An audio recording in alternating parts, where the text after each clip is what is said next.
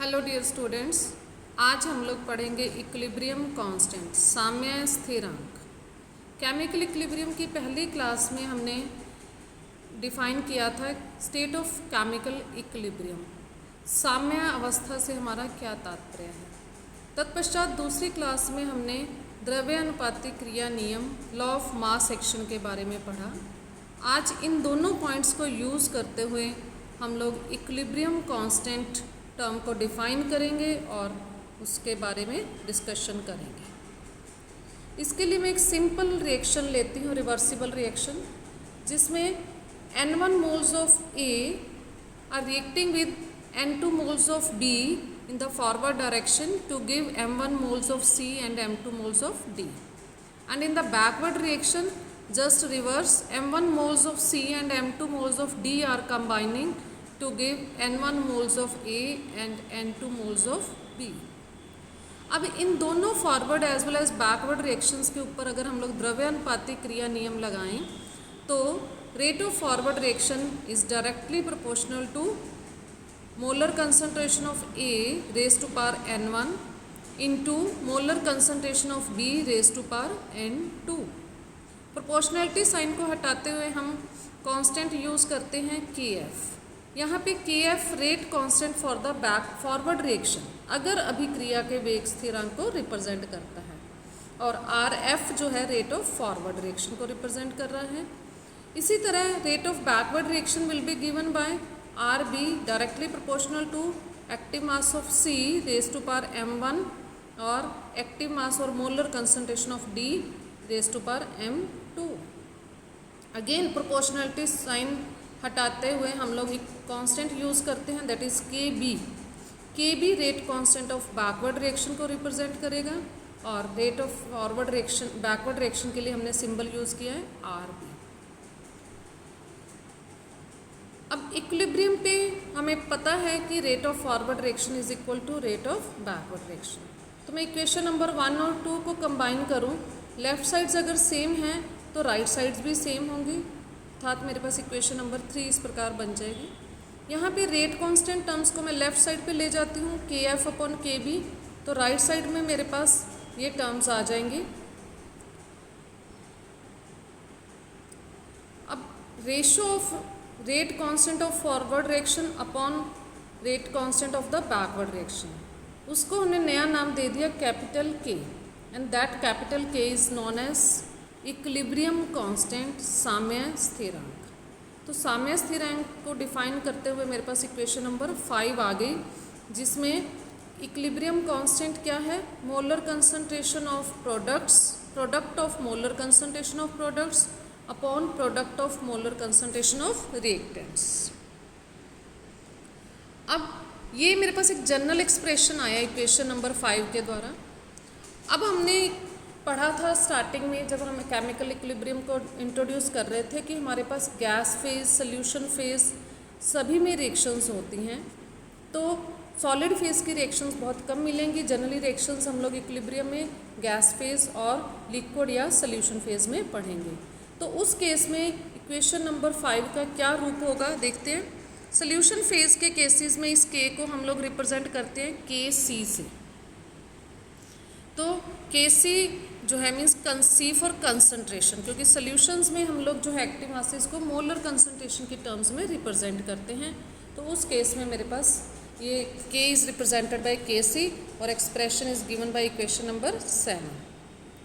और gas phase में जो एक्टिव मास की जगह हम लोग टर्म लेते हैं प्रेशर टर्म को लेते हैं, तो K को रिप्रेजेंट करते हैं KP के द्वारा, KP के द्वारा प्रेजेंट करते हैं। तो मेरे पास एक एक्सप्रेशन बन जाता है KP इज इक्वल टू, मैं मोलर कंसंट्रेशन को रिप्लेस कर दूंगी प्रेशर टर्म से, partial pressure of C, partial pressure of D, जिसे हम रिप्रेजेंट कर रहे हैं PC PD सिंबल से। पावर्स जो हैं वो उसी तरह जो आगे नंबर ऑफ मोल्स होंगे बैलेंस्ड इक्वेशन में वो रेज टू पावर हो जाएंगे, upon partial pressure of reactants A and partial pressure of reactant B। अब हम देखते हैं कि KP KC में आपस में रिलेशनशिप क्या है और क्या हम इन दोनों को इंटर कन्वर्ट कर सकते हैं। यस। अब अगेन हम लोग एक रिएक्शन ले रहे हैं जिसमें Kp की टर्म्स में मैंने एक्सप्रेशन लिखा। अब मान लेते हैं हम लोग कि यहाँ पे रिएक्टेंट्स और प्रोडक्ट्स दोनों आइडियल गैस इक्वेशन को फॉलो करते हैं। तो आइडियल गैस इक्वेशन को फॉलो करेंगे तो PV is equal to nRT equation को फॉलो करेंगे, और रीअरेंज करें तो P is equal to N/V RT और इट्स इक्वल टू CRT, क्योंकि हमें पता है कि C is equal to N/V moles per litre, moles per litre. तो ये मेरे पास जो है CRT के बराबर एक्सप्रेशन आ गया।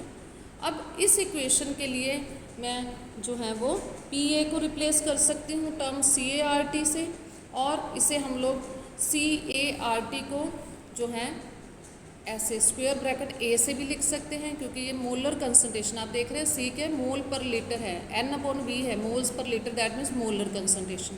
तो हमने पहले भी कहा कि मोलर कंसंट्रेशन को हम लोग सिंबल के साथ स्क्वायर ब्रैकेट्स में रखते हैं तो इट रिप्रेजेंट्स मोलर कंसंट्रेशन। इसी तरह PB PC सभी को रिप्लेस कर देते हैं तो Kp का एक्सप्रेशन मोलर कंसंट्रेशन की टर्म्स में मेरे पास ये आ जाएगा।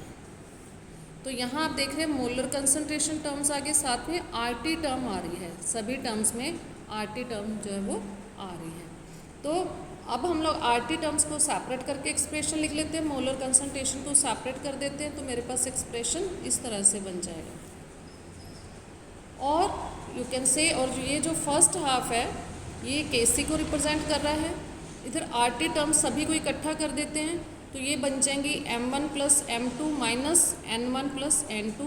ये आपके सामने है कि ये number of moles of product है, total number of moles of product, ये total number of moles of reactant है, तो it's can be written as delta N। तो एक्सप्रेशन क्या बन गया इक्वेशन नंबर 2 के द्वारा, Kp is equal to KCRT raise to power N। अब डेल्टा N के ऊपर डिपेंड करेगा कि Kp और Kc में आपस में रिलेशनशिप कैसा है। यदि डेल्टा N 0 होगा तो anything power 0 is 1, that means Kp is equal to Kc। For example N2 plus O2 giving you 2N। इसी तरह अगर डेल्टा N ग्रेटर देन 0 होगा तो नेचुरली Kp Kc से ग्रेटर होगा। जैसे ये एग्जाम्पल हमने लिया है 2SO3 decomposing into SO2 and O2। Then if delta N is less than 0 तो Kp Kc से कम होगा, जैसे nitrogen plus hydrogen giving you ammonia.